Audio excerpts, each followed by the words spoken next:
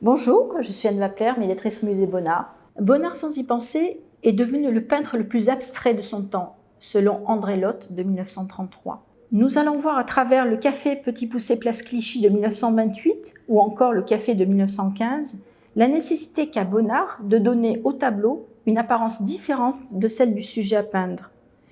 Il lui suffit de pousser au maximum l'analyse de l'un des éléments qui composent la toile pour en obtenir une image complètement méconnaissable.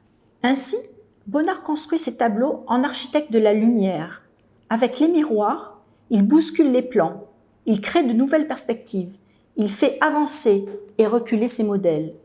Il sélectionne des points de vue, se pose en des endroits insoupçonnés, comme un photographe qui poserait son appareil en des lieux complètement inattendus.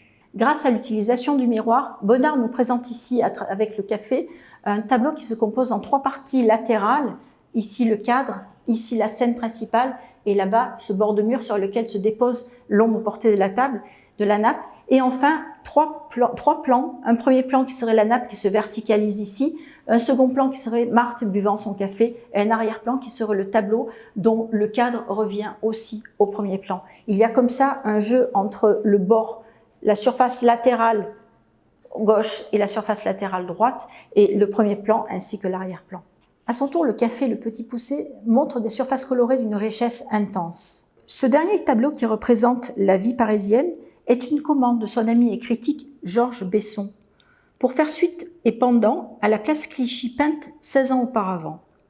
Il est une vision nocturne de la vie parisienne, vue à l'intérieur du café, où figurent des personnages et élégantes, orchestrant tous cette composition si savante.